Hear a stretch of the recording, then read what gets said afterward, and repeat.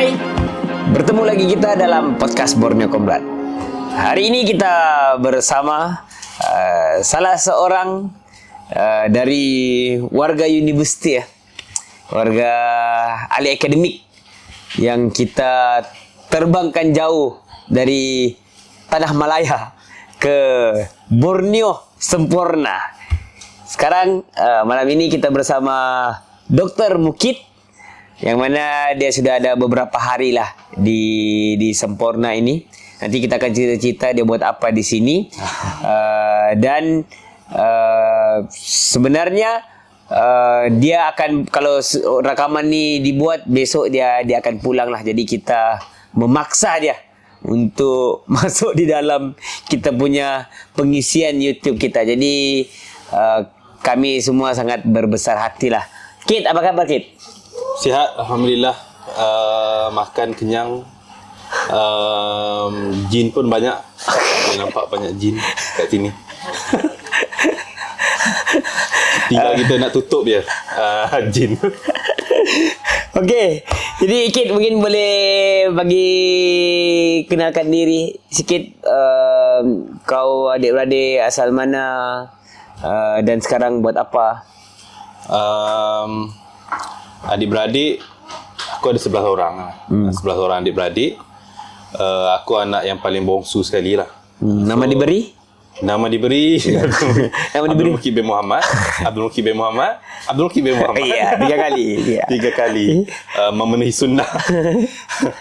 Jadi keluarga aku ni keluarga pendidik lah. So daripada 11 adik-beradik tu hanya seorang je yang tak terlibat dengan dunia pendidikan. Yang lain-lain adik-beradik ada 7 perempuan, semua jadi cikgu. Laki 4 orang, seorang je yang tak jadi, yang tak masuk dalam dunia pendidikan lah. Bapa aku pun cikgu juga. Bapa aku cikgu, dan bapa aku ni cikgu yang banyak memberi inspirasi kepada kami adik-beradik lah. Dia ni kalau dekat Besut tu, dekat Terengganu ni, dia ni antara nama yang orang kata apa, yang orang kenal lah. Dia jadi tokoh guru. Tokoh guru daerah Besut. Dia selalu menulis macam-macam lah. Itu sedikit sebanyak lah tentang latar keluarga. Jadi sebenarnya adakah di rumahmu daripada kecil budaya membaca itu memang wujud? Itu memang. Memang semua adik-beradik aku ni memang kalau weekend tak boleh tidur lepas subuh. Kena ikut, kena buka buku, sama macam konon-konon pergi sekolah. Itu bapak aku punya style. Hujung minggu pun sampai tengah hari lah kena baca, kena buat apa-apa pagi tu. Dan aku tak suka benda tu. Aku tak suka pun. Tapi aku terpaksa buat. Aku terpaksa buat. Ada sekali tu aku akan buka buku.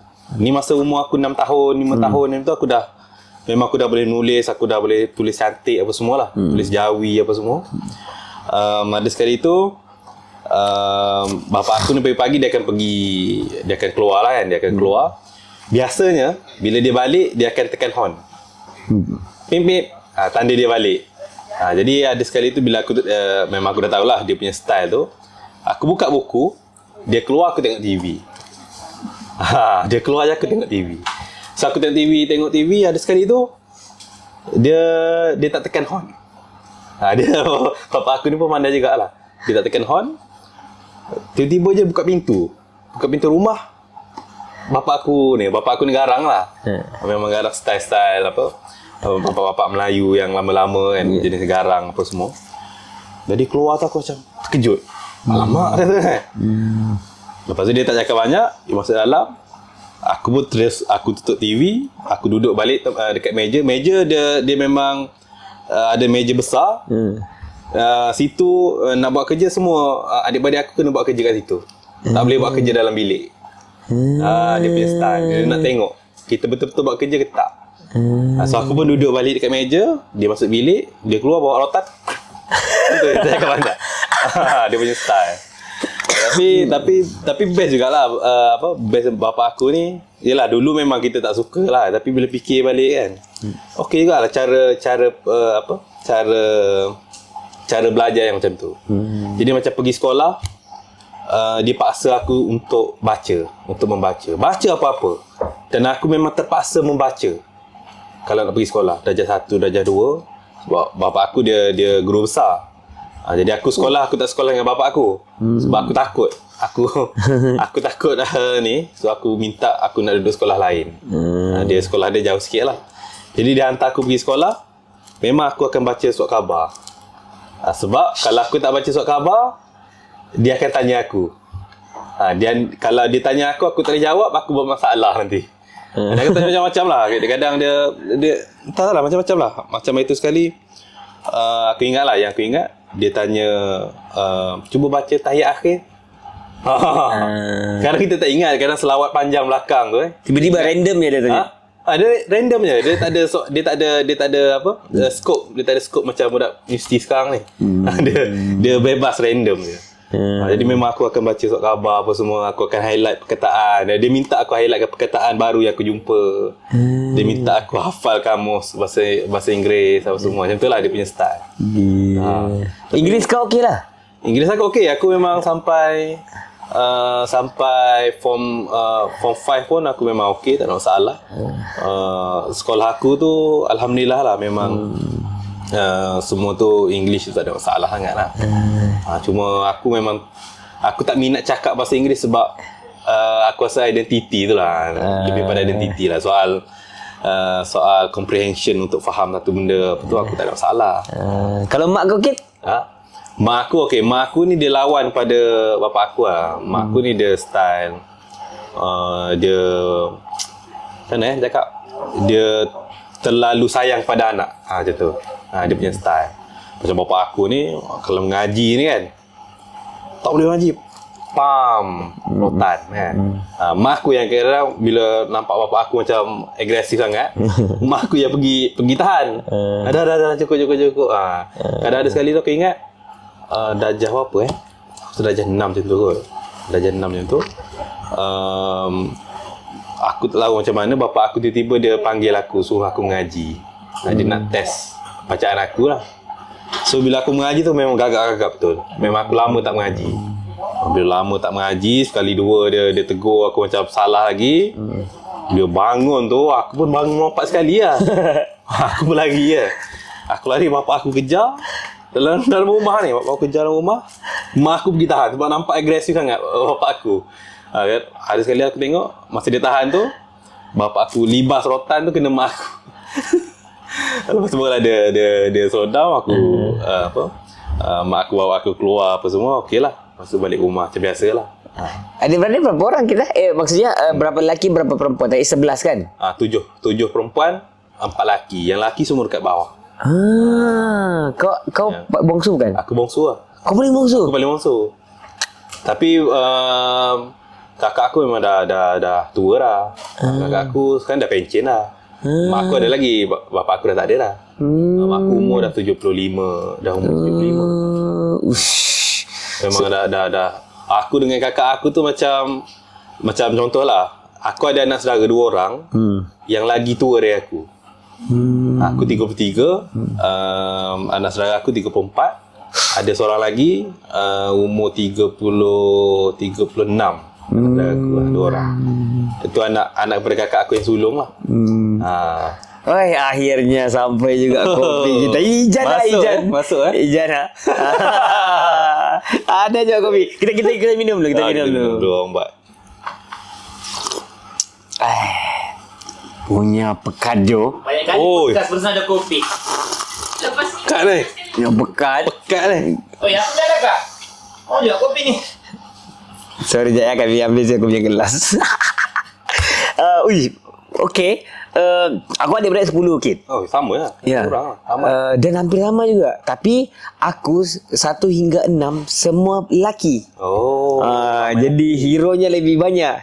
Dan 1 hingga 6 tu semua ada tradisi dibuang sekolah. Oh ya.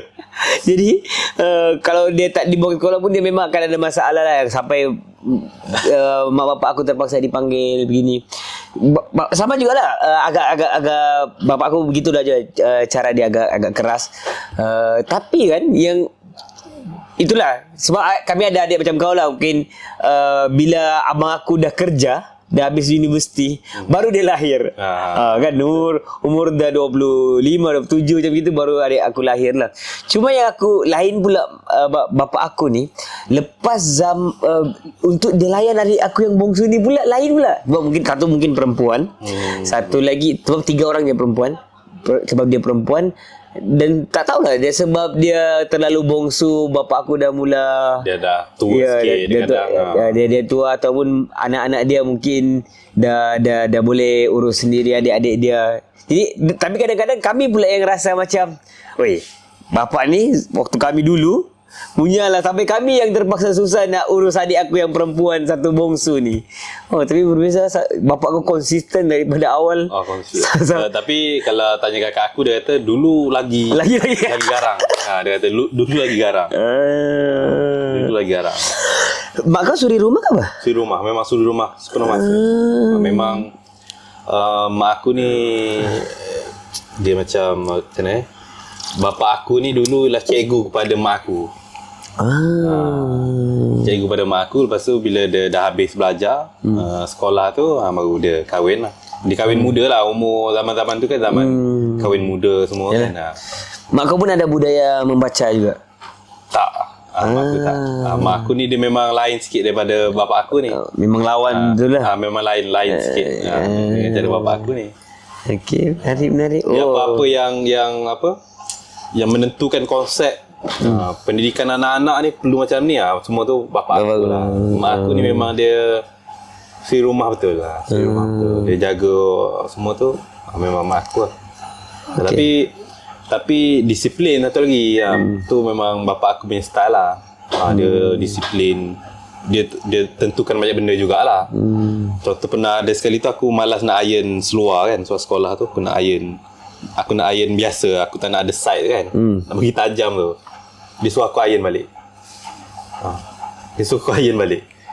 Aku dah iron dah seluar tu. Tapi dia tengok tak ada side tu kan. Tak ada line tajam tu. Dia kata, style apa pakai seluar tak ada side tu. Tak ada line tajam tu. Turun, pergi iron balik seluar. Aku pergi turun, iron balik lah seluar. Jangan. Aku tak berani nak cakap apa-apa. Tak berani nak menjawab. Memang tak berani nak menjawab. Kalau macam maghrib, dia jeling je. Dia macam lambat kan. Dia jeling je, kita dah kena mandi. Dia tak cakap banyak. Itu dia punya style lah. Tapi kau tak adakah kau membawa karakter bapak kau tu dalam diri kau? Kau rasa? Ada juga. Aku rasa ada juga. Ketegasan tu ada juga? Ada. Sama juga. Sebab aku nampak kau dengan anak kau macam agak rapat. Rapat lah. Tapi bapak aku pun rapat juga. Dia rapat, cuma ada part yang dia memang dia tegas lah. Sebab aku rasa tu memang kena ada juga kan. Betul. Kena tegas apa semua tu. Anak 2 hero lagi. Style aku rasa itu memang style apa bapak-bapak Melayu tu. Style. Okay, menarik. Dia jangan cakap banyak. Kita bagi dulu. Macam tu lah. Style. Nampak sebenarnya macam aku sebenarnya suka tanya mendalam lebih banyak sebenarnya pasal macam mana anak keluarga, adik-beradik, budaya di rumah itu. Sebab aku suka macam mengkaji lah secara psikologi karakter orang tu kan. Sebab kalau dalam aku pun dalam beberapa tahun untuk melahirkan sosok-sosok pemimpin tu kan, sama ada mahasiswa ataupun komuniti, aku mesti mau faham macam mana budaya di rumah tu. Betul. Apa yang boleh menjentik orang ini untuk melawan, untuk ada pemikiran yang kritis. Karakter-karakter tu penting. Kalau dia tak ada budaya tu di rumah, dia susah. Dia takkan jumpa senang-senang dekat sekolah. So kadang-kadang itu aku selalu fikir, sebenarnya pemimpin ini kita tak boleh nak bina dia. Kita boleh bagi dia ruang tu. Kita nak ambil tahu pasal dia, kita bagi dia ruang. Sepatutnya dia boleh jadi macam gitu. Sebab aku rasa kau pun sama juga lah kan. Maksudnya kita selalu nak mengkader orang supaya orang boleh lahir jadi pemimpin. Kita rasa dia boleh ni, tapi akhirnya tak boleh. Jadi benar-benar tu sangat penting lah. Jadi macam Macam kau kenapa kau sekarang jadi warga pendidik? Sebab ada budaya tu, ada orang yang kau nampak. Walaupun mungkin ada yang nanti kau boleh cerita lah kau minat ke tak minat ke. Cuma mau tak mau secara istilahnya environment tu ada kan, budaya membacanya dan sebagainya. So aku terfikir juga kau boleh sampai buat master, buat PhD. Aku ni proposal master pun macam sakit kepala sudah aku. Kit, boleh ceritakan Kit? Kerjayamu sekarang Kit. Dan apa yang kau buat. Mungkin boleh cerita juga sedikit pasal kerja formalmu dan partisipasimu dengan benda lain di luar. Sekarang ni aku jadi pensyarah dekat Akademi Pengajar Melayu UM. Dah 2 tahun dah pun. Sebelum daripada tu aku dapat full scholarship daripada UM. Jadi bila ada full scholarship ni aku kena bond dengan UM 5 tahun. Itu dia punya itulah. Dan aku tak ada masalah pun dengan bond tu. Aku suka je sebab lagi senang kan, kita tak payah apply dekat mana-mana. So bila habis je belajar aku terus diserap masuk lah. Itu kalau bond dia terus lantikan tetap kan sebenarnya? Tak sama juga. 2 tahun. Dia melalui kontrak dulu baru tetap.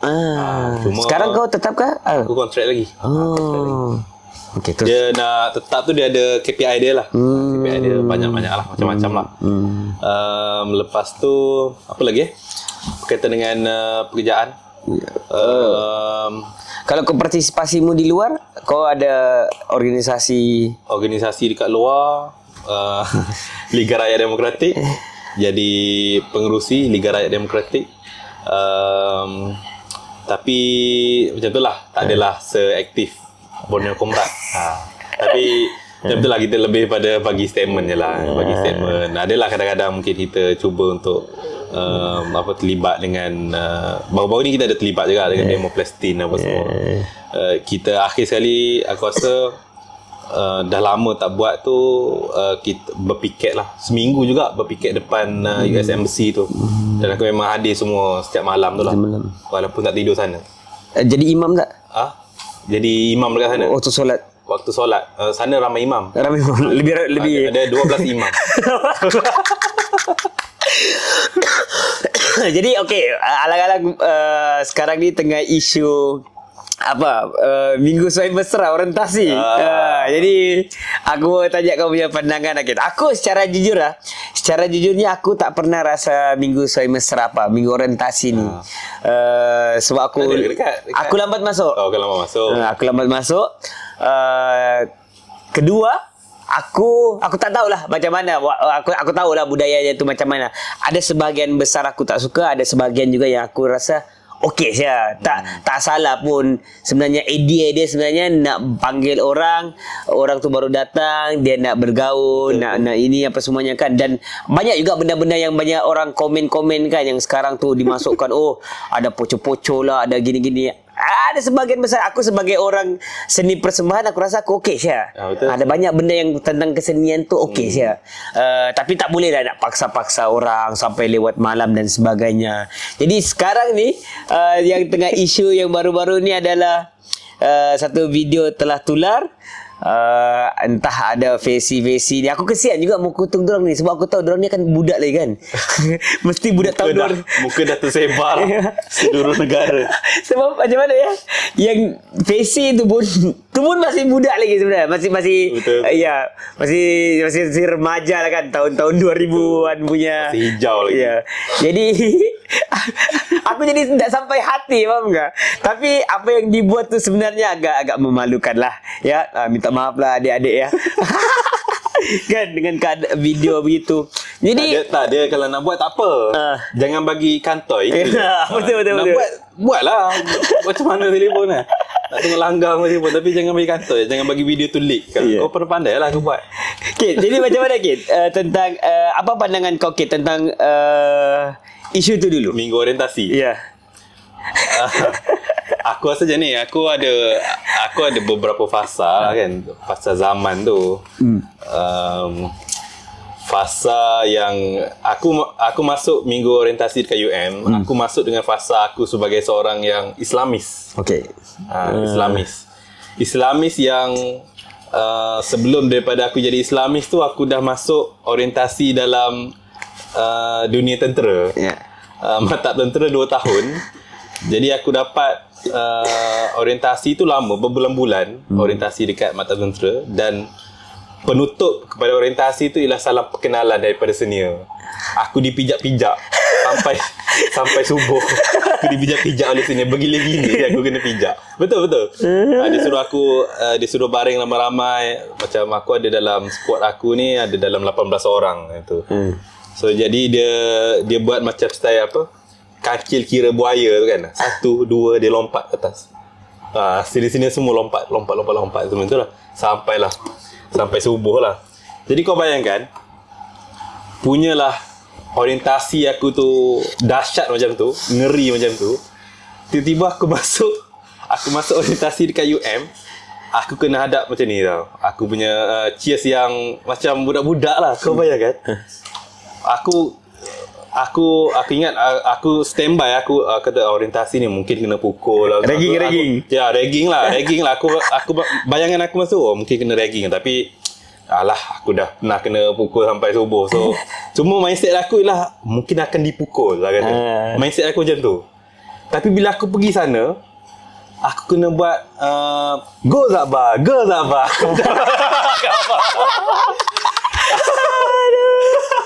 Lepas tu kena apa? Dia macam ada buat lawan cheers kan. Yang tu bila kita go Zakbar. Aku tak apa ingat sangat lah. Lepas tu yang lain pula masuk air tu. Aku rasa ya Allah, kata apa benda. Tak ganas langsung lah kata. Lepas tu kau bayang aku daripada kena pukul dekat sekolah lama. Itu sekolah tau. Jadi aku ingat universiti ni aku mungkin kena pijak lagi dahsyat lah korang. Kau tahu denda yang paling dahsyat aku pernah kena apa? Kau tahu sifir siput tak? Sifir siput. Satu siput. Macam tu. Aku yang tu paling ngeri aku pernah kena tau. Sebut lah. Dia minta aku buat 20 kali sifir siput. Yang tu paling satu siput. Dua siput. 3 kali siput. Dia suruh aku buat dengan gaya tau. Dia kata buat dengan gaya tau. Okey, aku gaya dia macam mana? Aku malah aku masa tu aku jenis rebel. Tapi ada benda ni aku kadang tak berbaloi dah aku nak rebel tau. Jadi aku masa tu aku hadap lah. Aku macam kena buat macam mana? Kena buat gaya. Okey, aku pun buatlah gaya. Okey, 4 kali siput. 5 kali siput. Aku macam tu lah. Sampailah 20 aku buat. Sampai aku trauma dengan benda tu. Aku macam menjatuhkan maruah aku lah. Aku sampai minta tau. Ya Allah, kau tamatkanlah minggu orientasi dengan aku kena pukul. Supaya aku hilangkan benda trauma tu. Memang malu gila aku tu. Lepas tu dengan ada prank sama macam video tu. Cuma yang aku ingat prank yang aku tak boleh belah kali ialah dia orang buat sikit, bukan sketsa lah, macam dia orang berlakon lah konon-konon. Dia orang merajuk apa semua kan. Tu kau ni hidup zaman bila kan? Kau tak pernah. Takkanlah dia orang budak-budak ni semua tak tahu kan benda tu berlakon. Tapi memang ada yang orang tak tahu. Nampak sangat benda tu berlakon. Dia mengamuk. Korang ni kami minta satu je. Buat cheers tu dengan penuh semangat kata. Lepas tu merajuk apa semua. Ada yang belah, tutup pintu kuat-kuat apa semua. Aku macam okey lah, boleh balik awal. Lepas tu kan ada seorang ni pula, student Cina ni, tiba-tiba pula semangat pula kan. Dia kata dengan ayat baku ni kan. Macam mana ayat dia? Aku ingat. Sorry ya. Tapi bukan resis tau, tapi memang lucu tau dia punya tu tau. Dia bangun, budak Cina ni bangun, dia kata ayat dia macam mana? Kita telah menghampakan PM kita. Jadi malam ni kita akan berlatih sampai pagi. Kata kejadah. Kalau kau nak berlatih sampai pagi, kau berlatih lah. Aku nak tidur. Tapi dia punya semangat tu memang macam tu. Dengan bahasa baku dah aku rasa kejadah jadi. Tapi macam tu lah minggu orientasi kan. Cuma mungkin lah masa. Jadi bila aku dah tahun 2, tahun 3 tu, aku memang, dia bukan sebab cheers sangat. Dia lebih kepada saja aku memang nak melawan. Jadi aku nak lawan je cheers ni. Bukan aku suka je cheers. Aku paling semangat sekali. Go Zabah paling semangat sekali. tapi sebab aku nak melawan, jadi aku lawan je lah, walaupun aku suka je benda tu. Cuma mungkin lah dia orang kena, bila kita dah agak dewasa sikit, mungkin dia kata okey je buat cheers apa semua. Cuma input dalam minggu orientasi tu biarlah nampak cerdik sikit kan. Jadi aku pernah juga fikir, aku kata kalau aku jadi TNC dah, aku nak ubah minggu orientasi ni, aku nak buat apa yang ni. Apa aku nak buat? Aku kata first aku akan panggil, macam sekarang ni zaman influencer semua, aku akan panggil Khairul Aming. Aku kata Khairul Aming bagi penerangan tentang macam-macam benda lah. Penglibatan sebagai influencer, apa yang influencer ni boleh buat, kita sebagai student, mahasiswa ni apa yang kita perlu buat. Sebab Khairul Aming tu bagus. Lepas tu satu lagi, kalau aku kata aku akan hubungkan 5,000 student dekat UM, 5,000 lebih masuk untuk tahun 1 tahun ni, freshie. 5,000 ni aku nak minta, satu aku akan minta buat pameran untuk NGO ni yang terlibat dengan macam-macam lah, Borneo Comrade ke, buku jalanan Cawkit ke, dapur jalanan ke kan. Dan minta dia orang bentang dekat student. 5,000 orang student. Kau bayangkan 5,000 orang student, kalau kau bentang ke benda tu masa tu, dia orang dapat pendedahan paling awal tentang aktivisme masyarakat. Kau bayangkan apa yang dia akan buat lepas daripada dia orang habis 3 tahun. Itu aku punya imajinasi lah. Imajinasi lah. Tahulah benda tu boleh aku akan buat gitar. Mungkin aku akan kata, mungkin sebab zaman kita berubah-ubah kan. Tadi rasa macam tu kan. Mungkin bila aku jadi TNC, aku kata kita tambah lagi cheers. Pering kena mantap lagi. Korang kena kami berkorban untuk korang kena buat lebih lagi pada kami macam tu. Buat sikit style lagi mantap daripada tu kan. Contoh je lah. Sebab kalau kita kembali kan kepada zaman-zaman sebelum ni kan, kalau yang kita nampak daripada dokumentari dorang Fahmi Reza buat tu kan, macam mana zaman-zaman sebelum-sebelum ni kan, terutama UM lah, orientasi diorang kan penuh dengan wacana tu kan. Beramai orang yang kata sebenarnya tak semua orang nak minat itu, tapi mau tak mau ini universiti. Kan bagi aku, yang kau cakapkan tadi itu sepatutnya benda tu relevan lah untuk dibuat. Itu pun sudah cukup ringan sebenarnya kan. Datang buat perkongsian. Kalau yang dipamerkan sebelum ini, awal-awal UM tu, berat perbincangan-perbincangan tu. UM pernah KMUM pernah panggil Fahmi Reza saya ada tahun 2016 zaman Haji Asfar. 2018. 2018 lagi. Betul. Ya, dari 2018 waktu Kesatuan mau mula untuk dia ni. Ya. Bagus juga. Cuma kalau aku kata dia wacana ni, dia tak semestinya dia bosan. Kadang kita dengar nama wacana tu yang dia jadi bosan. Padahal tak bosan pun. Contoh kalau aku kata janganlah bincang semua benda ekonomi, politik. Kau bincanglah filem. Ya, betul menarik. Kita punya ideologi dalam filem, kita punya identiti dalam filem. Filem Malaysia ni kadang-kadang kita tengok dia tak ada identiti tau. Bila tengok filem, tengok gangster Melayu pun cakap Cina. Habis gangster Cina cakap apa kan. Jadi benda yang macam tu lah. Jadi kita kena fikir kan yang benda macam tu lah. Cakap bajau. Cakap apa jap? Erok. Erok ya. Dan satu lagi isu Kit. Sebenarnya ada satu lagi isu besar sebelum tu, cuma tidak sepopular isu yang inilah. Satu lagi isu adalah di Universiti Malaysia Sabah, di mana bahagian undang-undang, kalau tak silap ya, di Universiti Malaysia Sabah dia tersebar satu klip video di mana dia memberi amaran. Bagi aku itu kira amaran yang keras menakutkan mahasiswa bahawa ada peraturan yang mahasiswa tidak boleh membuat bantahan, tidak boleh demonstrasi, dan diberi pula contoh abang dan kakak-kakak kamu sebelum ini mereka tidak ada air, mereka pergi tunjuk perasaan. Itu adalah perkara yang dilarang dan kamu boleh dikenakan tindakan. Apa pandangan kau, Kit, setelah kerajaan yang kononnya membuat reformasi ni, dan bagi aku lah, asas kepada reformasi itu reformasi pendidikan sebenarnya, bermula daripada pendidikan. Tapi kita tak sangka kan, sepatutnya kita tak sangka lah benda itu boleh masih mengakar di universiti. Apa pandangan kau? Kalau tanya aku tak terkejut pun pasal benda tu. Sebab macam mana kita nampak yang peringkat atas kan. Anwar cakap buat wacana lah nak menghidupkan keilmuan segala macam lah kan. Tapi peringkat bawah, peringkat universiti, peringkat penjawat awam, semua peringkat lah ni, dia ni masih lagi terperangkap dengan budaya lama.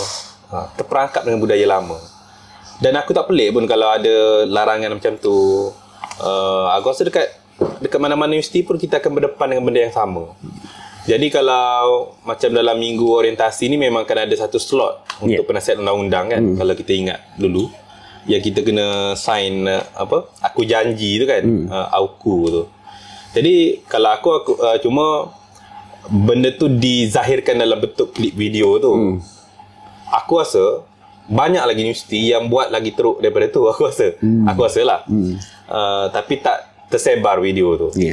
Cuma yang perlu untuk kita persoalkan sekarang ni ialah macam mana kita nak ubah benda yang tu.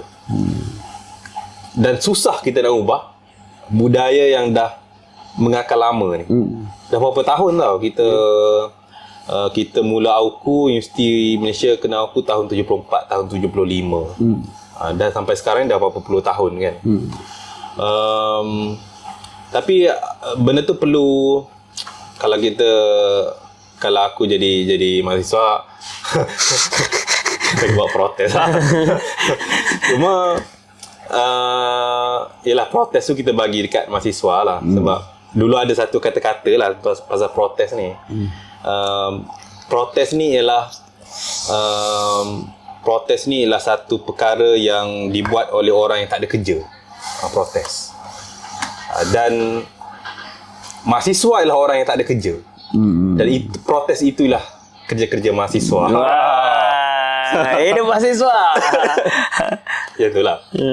Tapi yelah, kita biarkan mahasiswa memilih tindakan mereka sendiri tanpa sebarang campur tangan daripada kita. Ya, betul. Tapi yang kita kena fikir secara jangka panjang tu, macam mana kita nak hapuskan budaya tu lah. Dan budaya ni dia meresap dalam pentadbiran. Aku pernah terlibat dengan pentadbir dengan HCP di UIA. Aku pernah jadi pegawai HCP dulu dekat UIA. Dilantik masuk.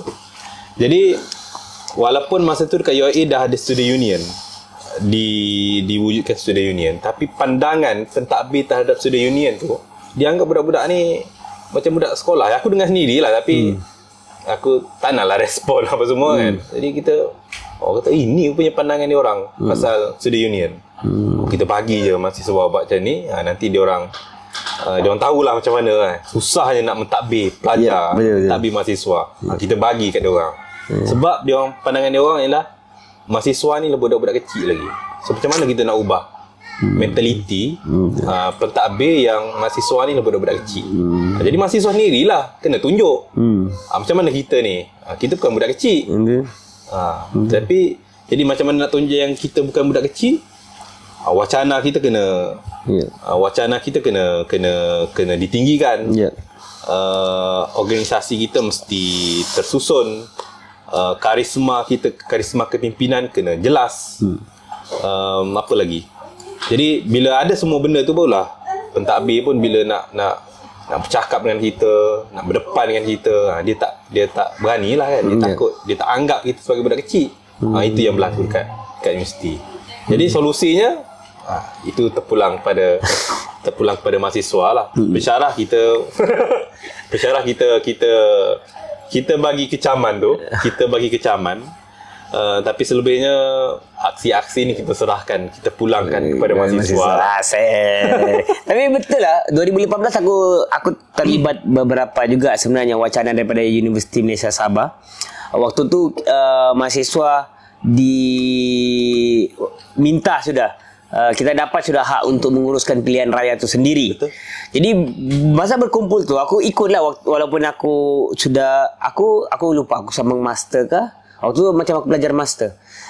Jadi bila aku masuk tu ke sini, sudah kita atur lah, mahasiswa HEP dia bentang lah, mahasiswa kena buat macam mana gini kan. Kita pun setuju lah sebab kita dapat autonomi kan. Tapi ada satu mahasiswa daripada aspirasi, dia berdiri angkat tangan. Apa yang dia cakap tu, dia cakap rasanya tak adil lah bilangnya kalau mahasiswa yang buat, bolehkah yang buat ni HCP? Oh, dia yang minta. dia yang minta HCP untuk buat. Bayangkan. Jadi macam, dan menariknya HCP tu kata, awak ni keterbelakang ni sebenarnya. kita nak ke depan ni, kita nak progress ni. Kita mau pergi ke depan, tapi kamu lagi nak ke belakang. Kita kawal benda tu. Cuma aku terfikir kan, bila kita bercakap tentang kita mau beri peluang kepada mahasiswa, aku fikir benda ni. Bukan semenjak 2018 kerajaan lama tumbang, tapi sebelum tu lagi, semasa aku mahu melepaskan dua gerakan, bagi aku gerakan besar di UMS tu, Karma dan Suara Mahasiswa itu, mau memberikan kepada generasi baru tu sangat susah. Sebab apa?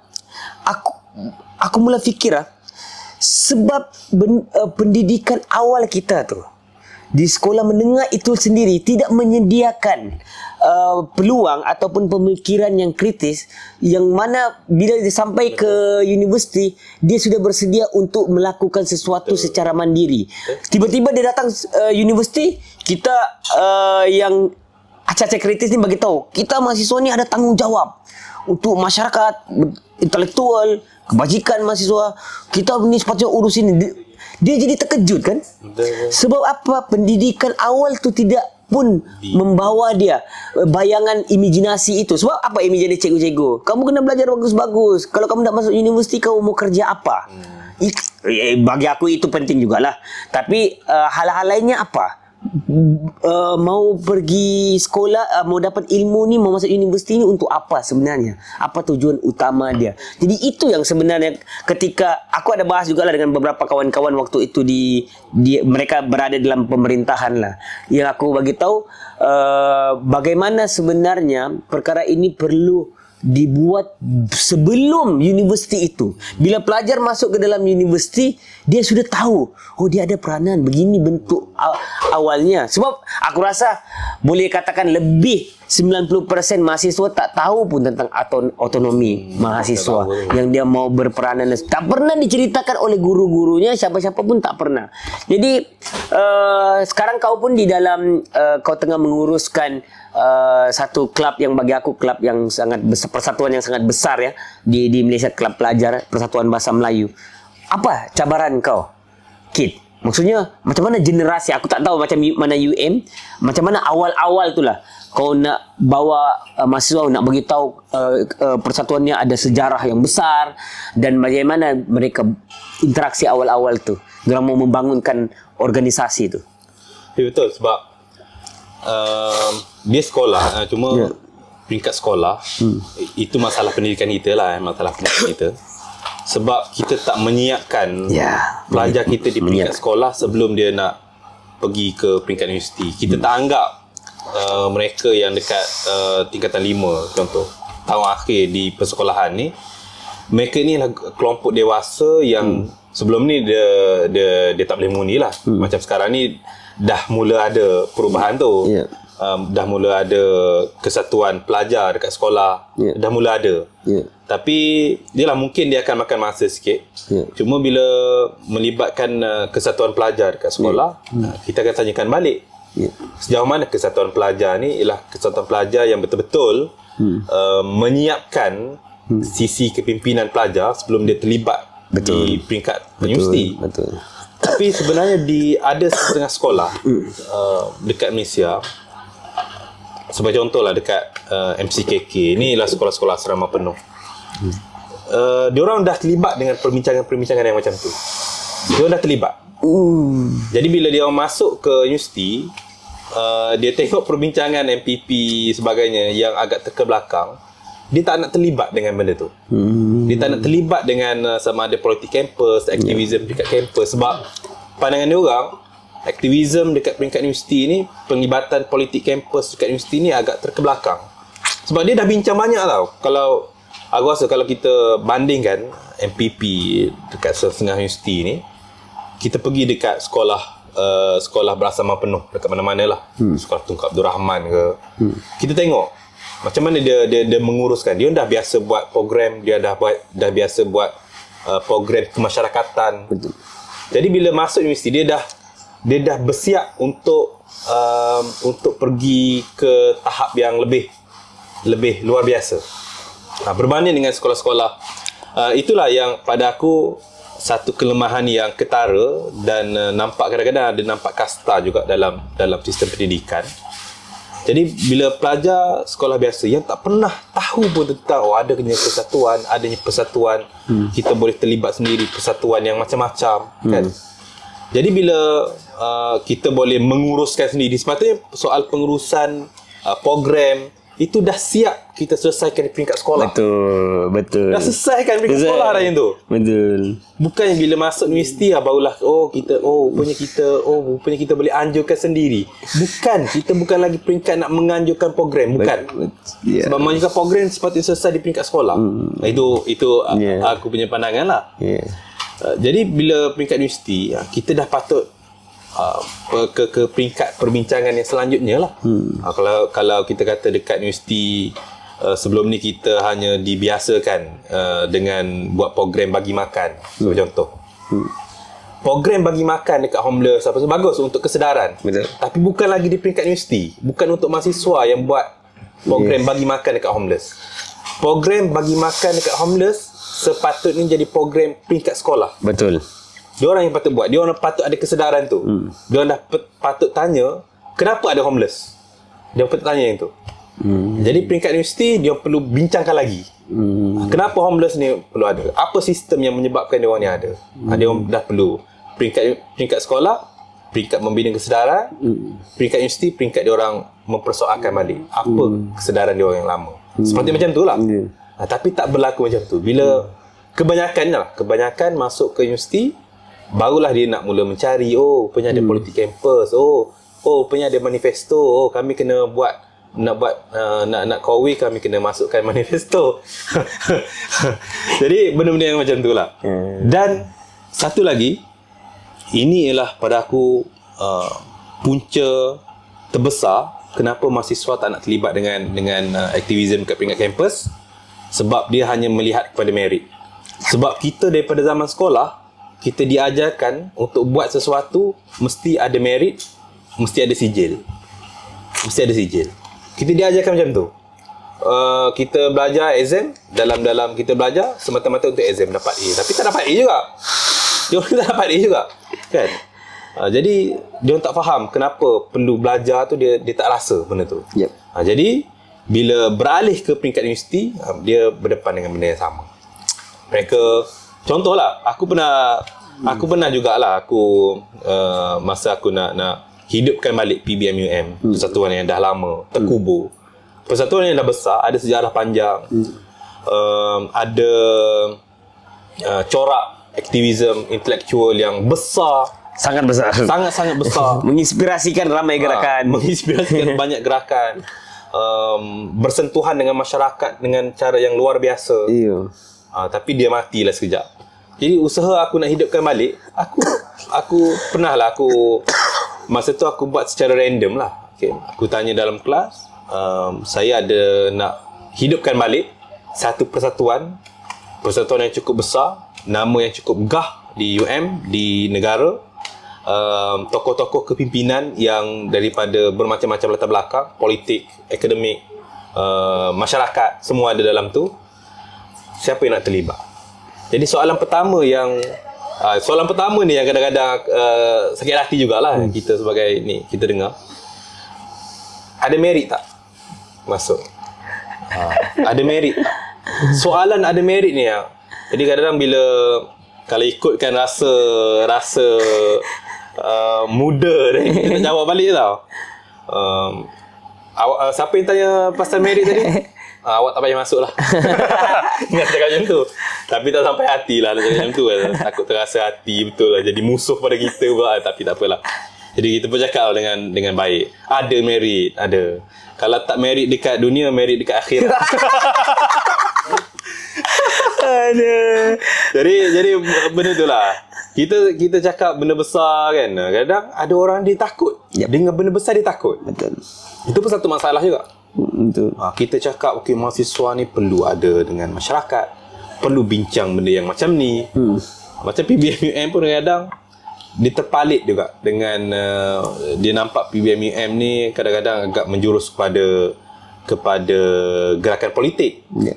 Dia nampak macam tu. Ada student yang nampak macam tu. Ada larangan juga.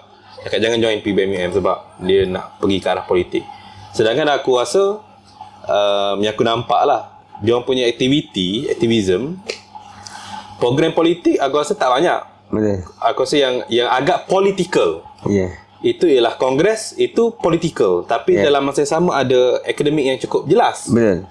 Dan tak dipanggil orang politik pun. Betul.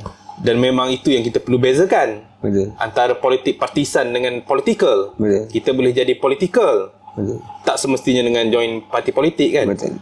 Jadi perbincangan tu, perbezaan tu dia orang masih tak dapat nak bezakan. Sedangkan kalau kita tengok PBMUM pun, kalau aku tengok pun, dia orang ni aku sampai risau ni terlalu intellectual sangat ni kata dia. Terlalu berwacana sangat, banyak sangat wacana.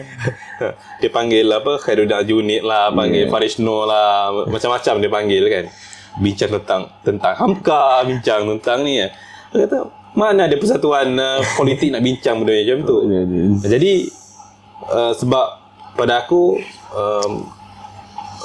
kita perlu jelaskan lah. Mahasiswa pun dia perlu jelas pasal aktivism yang kita boleh politikal lah, tapi janganlah bersifat politik kepartian macam tu. Betul. Ataupun kita semua bincang politik je. Sedangkan pada aku banyak benda yang kita boleh bincang. Jadi ini aku selalu bincang lah dengan student. Aku kata sebagai contoh lah, aku selalu sebut kebajikan yang paling asas. Saya kata kebajikan paling asas kita selalu bagi dekat bila sebut kebajikan, mahasiswa sekarang ni kebanyakan lah yang aku nampak, dia nampak kebajikan tu hanya kepada mahasiswa saja. Kepada mahasiswa je. Kalau dia bagi makan ya, dia ada hari-hari dia akan bagi makan. Hari Rabu persatuan ni akan bagi makan, hari Khamis persatuan ni akan bagi makan tengah hari. Kenapa mahasiswa aja? Kenapa mahasiswa aja? Kenapa bukan pekerja am? Buruh-buruh yang ada. Pekerja am yang sekeliling dia orang, pekerja-pekerja Indonesia ke, tak kisahlah. Yalah. Kenapa tak bagi makan dekat dia orang? Betul. Sebab kita dah didoktrin. Betul. Kita ni ialah persatuan mahasiswa, jadi kita mesti jaga mahasiswa saja. Jadi kita dah makin kecilkan tu. Pekerjaan tak mengundi pilihan raya kecil. Pilihan raya kampus. Pekerjaan tak mengundi pilihan raya kampus. Dah sama macam politik di luar kan. Sama macam politik kat luar. Jadi kita nak ubah benda tu. Betul. Jadi aku kata lepas ni kita buat kerja-kerja kebajikan, kita cuba tanya apa yang dia orang perlukan kat, sebab dia orang ni pekerjaan ni kesian juga. Betul. Dia orang ni duduk rumah kongsi kadang. Ada 2-3 family untuk satu rumah. Rumah kos rendah. Betul. PPRT yang keluasan dia 650 square feet. Kecil je. Tapi ada 3 keluarga kongsi. Kadang makan tak cukup apa semua. Kenapa kita tak pernah terfikir untuk selesaikan? Bukan selesaikan lah, kita membantu. Betul. Walaupun kita tak boleh menyelesaikan, setidak-tidaknya kita mengurangkan beban. Betul. Dan ada kadang-kadang dia ni ada anak-anak kecil. Aku pernah nampak, ini pun satu masalah juga. Aku pernah nampak pekerja am dibawa anak dia umur dalam 4 tahun 5 tahun, lebih kurang anak aku nombor 2, Rozik tu. Mak dia kutip kotak, kutip sampah apa semua, anak dia main dekat tepi apa semua. Aku kata kenapa anak dia ni tak dihantar? Pernah tak kita fikir kenapa kita tak bantu anak dia untuk masuk ke peringkat awal prasekolah lah. Maknanya dah patut ada di nursery setidak-tidaknya kan. Dah kena nombor, benda yang macam tu. Yelah, memang kosnya mahal lah. Tapi kenapa ni mesti tak wujudkan satu pusat untuk bantu pekerja-pekerja am ni? Menarik. Sampai bila kita nak melihat universiti ni hanya lihat kepada mahasiswa, pensyarah dan sebagainya. Sedangkan warga universiti seluruhnya tu kita tak bincang. Betul.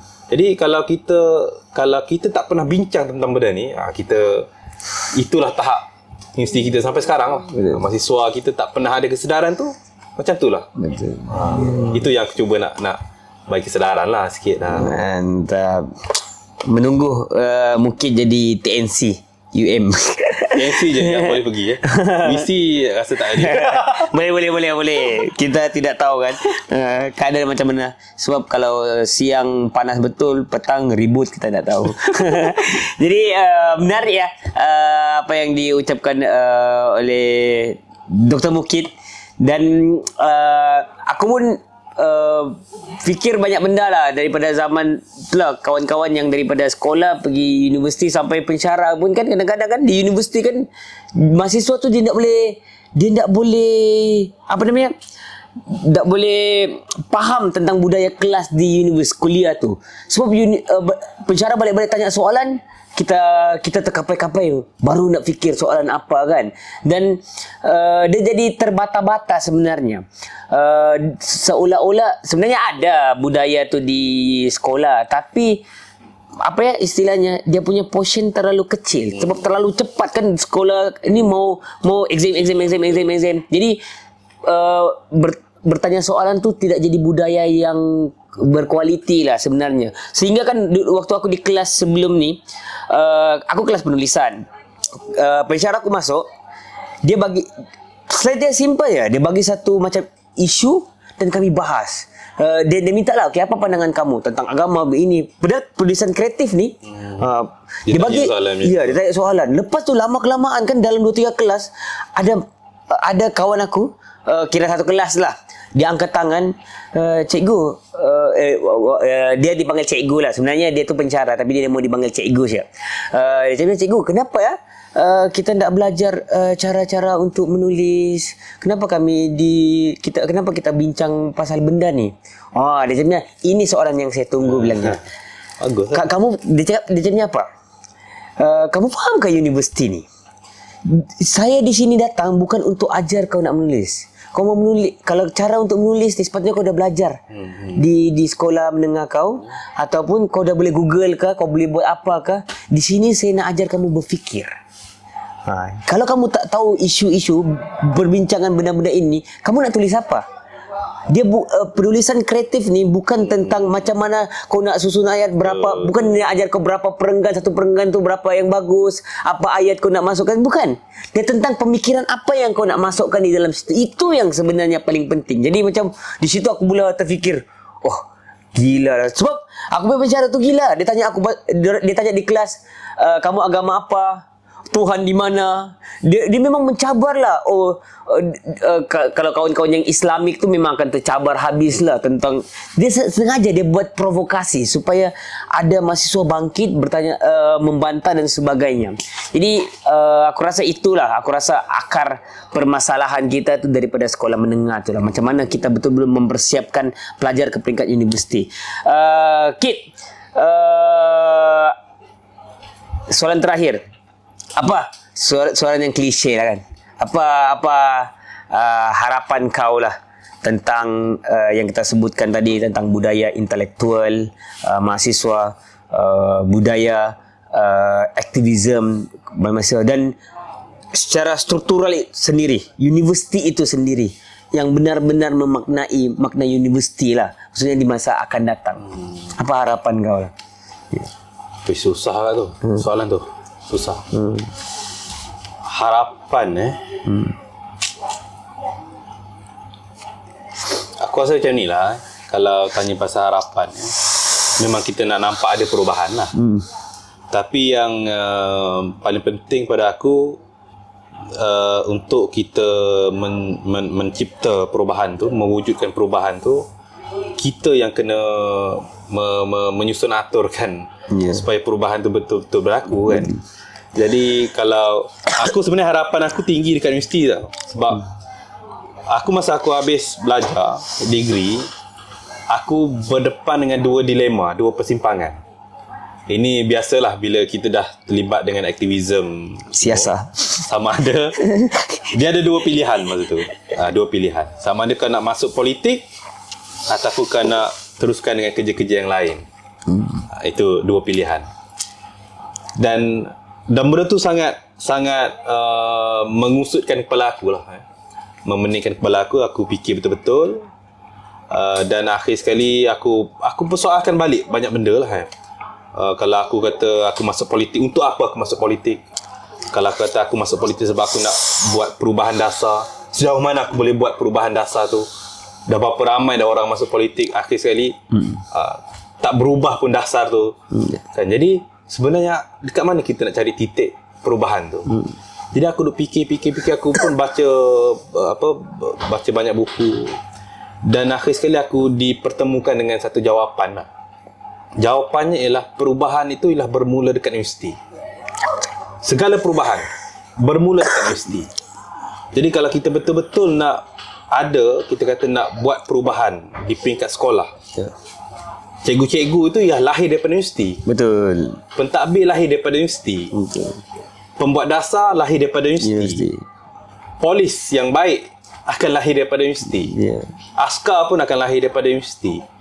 Jadi kalau universiti kita ni tak berfungsi dengan baik, tak berfungsi dengan sepatutnya, tidak ada sistem yang menampung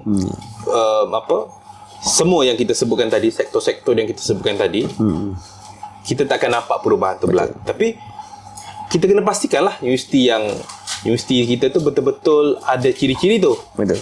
Jadi sebab tu aku selalu sebut dekat student aku lah yang ada semangat lagi nak buat perubahan, nak kata perubahan paling senang sekali, perubahan paling dekat dengan kita ialah kamu perlu jadi ahli akademik, masuk jadi pensyarah, ubah mahasiswa tu. Sebab mahasiswa ramai. Betul. Mahasiswa ada kalau satu batch macam ni ada dekat jabatan aku ni masuk dekat 80 orang masuk. Ramai tu 80 orang. Dan kalau aku betul-betul buat dengan ni, aku akan nampak lah, kita akan nampak perubahan. Dan kalau ikut secara falsafah pun memang betul. Memang falsafah aku memang baca Syed Nakib kau semua. Syed Nakib kata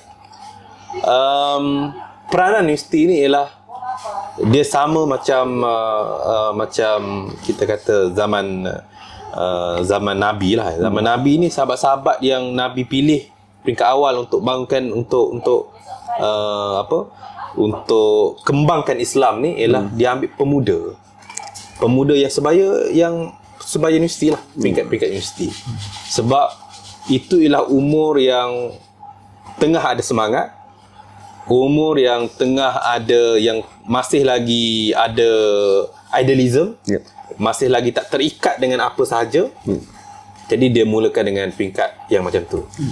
Jadi bila fikir balik, dan universiti ni juga satu lagi ialah benteng yang terakhir sekali. Betul. Sebab kita katalah kegagalan di peringkat sebelum ni, peringkat tadika, mungkin tak boleh belajar, mungkin tak boleh membaca sebagai contoh dekat tadika, mungkin boleh ditampung dekat peringkat darjah 1. Tapi kalau peringkat sekolah rendah, gagal juga kita nak membentuk akhlak ke, nak membentuk peribadi ke, nak membentuk karakter ke, masih lagi gagal di peringkat sekolah rendah. Kita boleh tampung dekat peringkat sekolah menengah. Gagal peringkat sekolah menengah, kita boleh tampung dekat peringkat universiti. Tapi kalau gagal juga dekat peringkat universiti, kita nak tampung dekat mana?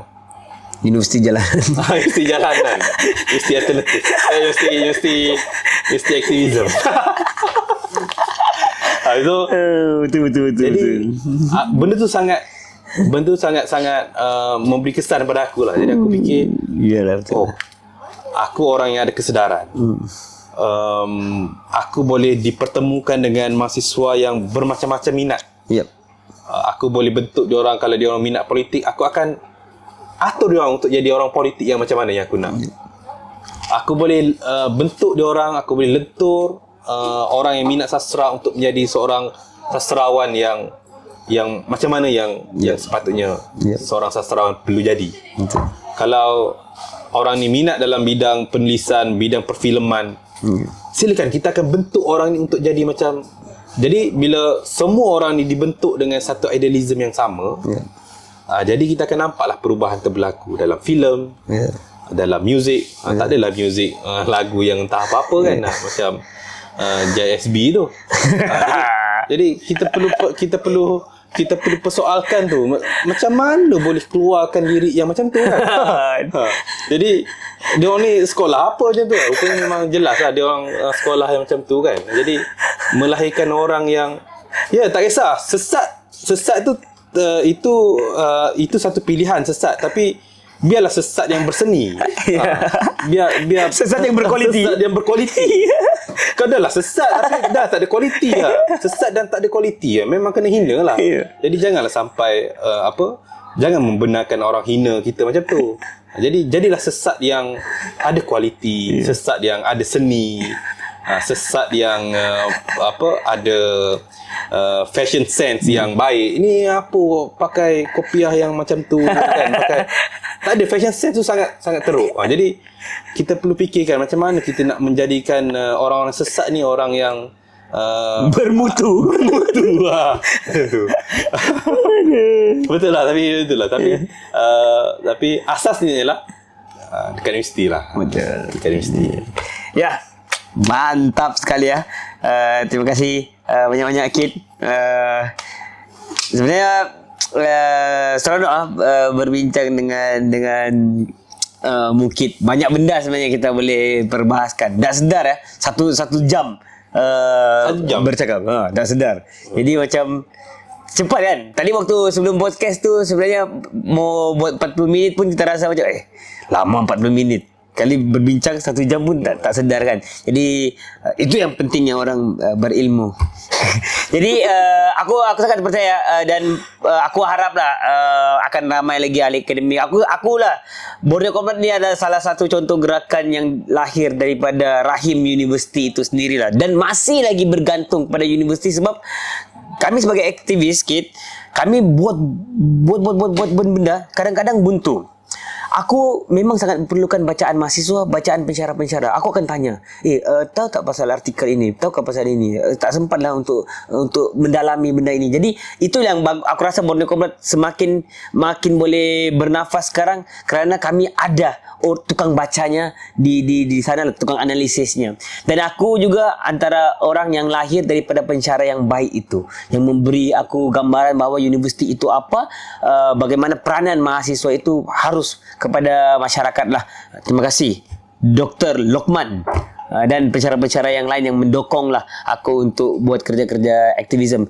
Terima kasih sekali lagi Kit, wacana yang sangat mantap. Semoga berjumpa lagi dan semoga terus kuat mendepani sistem universiti yang serba canggih ini. Terima kasih Kit. Mantap. Mantap. Terima kasih.